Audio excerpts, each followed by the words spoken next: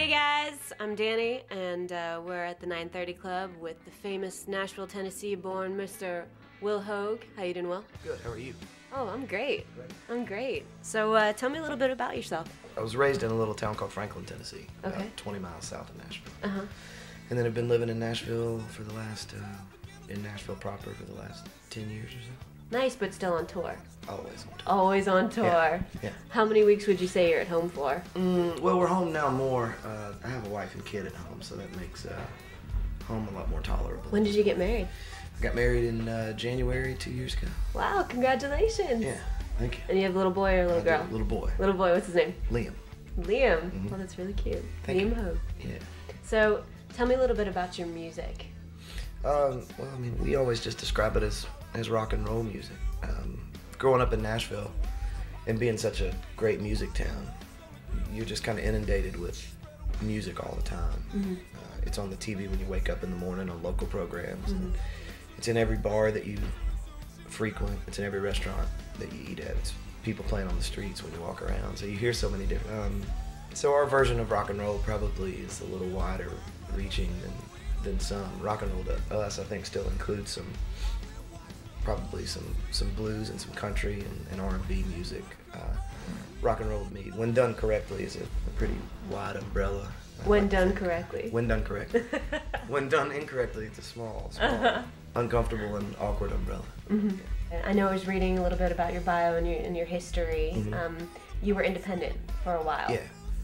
And could you tell me a little bit about that struggle and it really, I guess you said you grew up around music, so that was always kind of like a calling for you? I guess so. I mean, I didn't really I was a fan of music from a real early age, which I think is important. Sometimes when you're in this business for long enough, I think you forget that that's the first thing that you fell in love, or at least if you're gonna do it, again, like I think is correctly, you have to love the music first. You know, I think there's some people that get into it thinking they're gonna be rich or be famous, and it's a really short journey if that's what you're after. Even if you get those things, I don't think it's anyway, that's not why I do this. It's not about getting rich quick, it's about and not rich in the sense of money, but rich in the sense of well, I mean, and we talk about that a lot.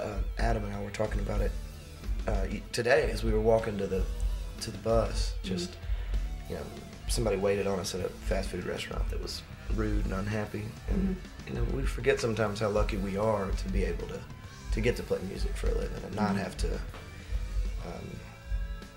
you know, be the guys that are, I mean, we'd be miserable sacks doing anything else. So yeah, we're real fortunate and to be able to live your dreams. Yeah, and to do it independently. I mean, like you asked originally, that's kind of the only way to do it.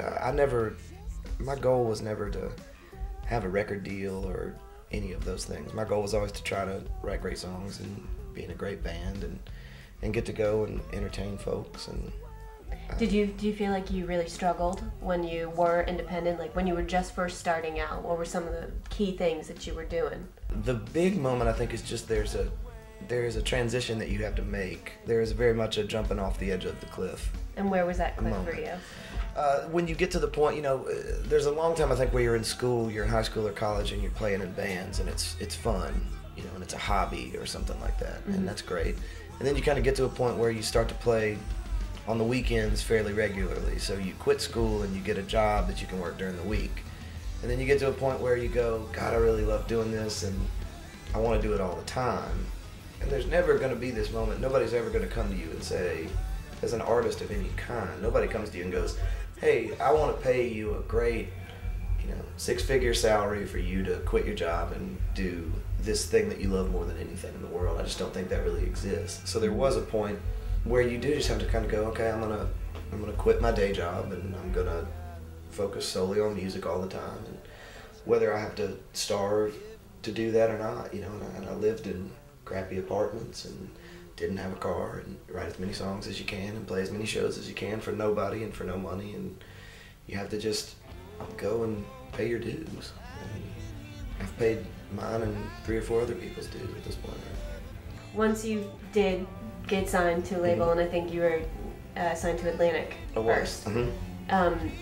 do you feel like that stopped? Because a lot of people, you know, they see the success stories. Right now we've got a lot of shows like American Idol. You see it, like, oh my God, you know, they audition, they go right through, they sign a record deal. It's all very fake. It's all very Disney. It's nothing real.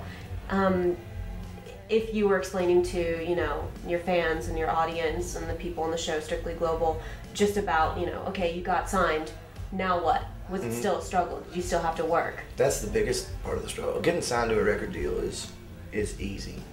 I mean, it really is. I know that people may watch this and laugh when I say that, but getting a band signed is incredibly simple, because you just have to have this sort of mysterious thing, and there's some guy in New York or LA that hears you and goes, I think I can make a whole bunch of money on that. Mysterious thing? What do you mean? You don't know what it is. Maybe it's a song. You know, if it was a song, you have a much better chance. Unfortunately, in our current music business, it's generally because the girl is real stupid and cute, or the guy is real stupid and cute, which doesn't make for very good rock and roll, again. No, that would be incorrectly doing it. Yes, incorrectly, very much so. But, you know, getting signed is, say you get signed, and you make a record, and nobody cares, you know, or they care, then the record label promotes you a big single, maybe you have a hit single, but then people just love you for that song, or do they just love you for that moment of their life, for when they heard that song? And, you know, I mean, you can go round and round about whether that's the way to make a career or not. There's people that have made tons of money doing it. That's just nothing that, I don't have any interest in that. I would, you know, like I say, I want to do this as a career. That just seems like a fairly hollow way to go about trying to be a musician. I saw recently that your UK tour was just canceled. Have you been overseas before? Did you do any touring? Yeah. And where'd you go to? Yeah, we, you know, it was a lot of just mainland Europe, all the big countries. Did you have a favorite, like, place that you Italy went to? was definitely my favorite. Oh yeah, and I just went by myself. The original time I went, the only time I went, it was just me and a couple of guitars, and so I just kind of took a change of clothes and toured all over.